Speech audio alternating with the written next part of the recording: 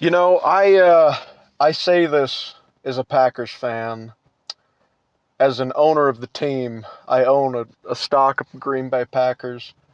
I love them so much, If my grandma was a Chicago Bears fan, I'd cut her out of my life in 5 minutes. Like, if you support the Minnesota Vikings, I hope you have the worst life you could ever have. No, I'm kidding. But I say this, but I am so sick of Aaron Rodgers at this point, and I'm just going to say it right now. And I love Aaron on some level because for the first 10 years of his career, it seemed like he was so loved and he was handsome and he was California cool and he took the reins after Brett Favre, and he had one of the greatest arms, and he loved Wisconsin, and he was just kind of this quirky, goofy, but really likable, handsome guy that boned supermodels. And it was just cool. The team you like, that's a small town, cheese, working class team, had the guy everybody talked about in the NFL all the time. But the problem is I think Aaron is seeing the end of his career. And I think he's disappointed he doesn't have the championships and the Super Bowls that Tom Brady and Peyton Manning had. And I think he's just the aging guy. Like, he really is Anakin Skywalker. He's Darth Vader's story. He was the young guy we all loved, the talent, and then just slowly over time, he's just become this evil, irascible, borderline unlikable guy. And I get people are piling on him, but it started, I think, when his family came out and they were like, he doesn't even talk to us or call us. We offended him somehow. Greg Jennings, one of the receivers that was on the Super Bowl team, said he's not really a communicator. He's not a locker room guy. He doesn't make you feel appreciated. Aaron is just the lead guitar player that just shows up drunk and high off his ass, gets on stage, rips the guitar, waves to the crowd, but then hands you the guitar and gets on a plane to go bone models in Paris. Like, he's not the traditional, we're a team, I ride and die for my guys. Aaron's just a hired gun. He's just an assassin. He's like, tell me to do the job, I'll show up, and I'll ball out. So then that came out. So he's not a great locker room guy. And then the vaccine stuff, I mean, whatever your opinion is on it, he should have just been honest. He just should have said, I'm not vaccinated or whatever. Or he even could have just said, none of your business. It's between me and my doctor. And we would have read between the lines, obviously, but that, wherever you lie or wherever you're going to get crucified. There are plenty of NFL guys who said, like, I'm not taking the vaccine. And they got killed. And then they just move on and we just go on with football. But Aaron, he's obviously a big star. And he just said, oh, I've been immunized, which is absolutely misleading. And yeah, I just wish he would have been somewhat honest. He did that.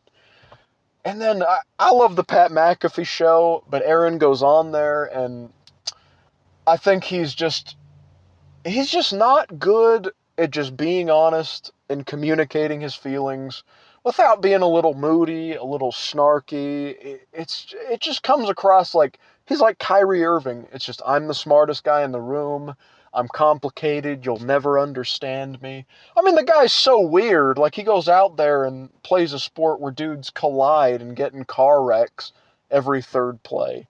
And he listens to Bon Iver, which is just sleepy white boy indie rock.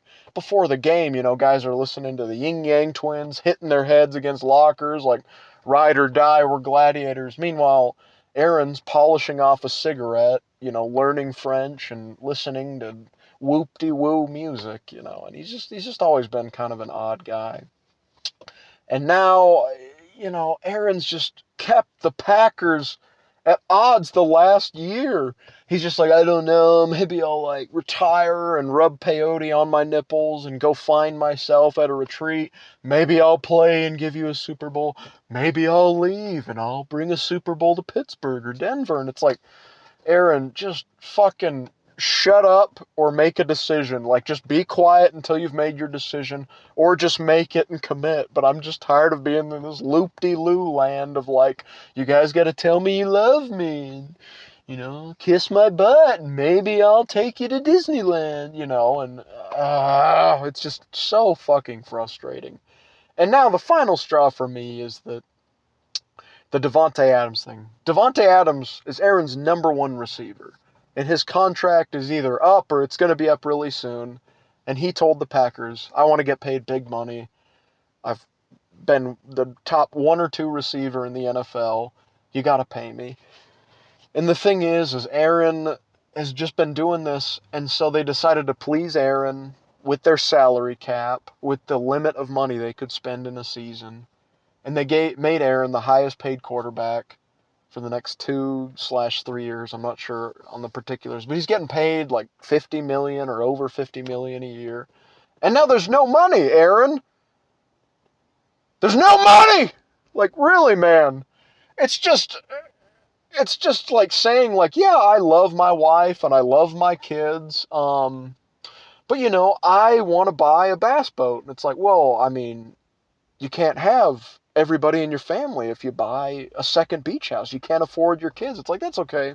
I'll just take a couple of them to the orphanage. I mean, we don't need them, you know. And it's just like, Aaron, the more money you take, the less money you can buy a good left tackle. You can have your number one receiver. You can have linebackers. And it just doesn't seem like it really cares about winning. Aaron's like, I want my money. I've already won a Super Bowl.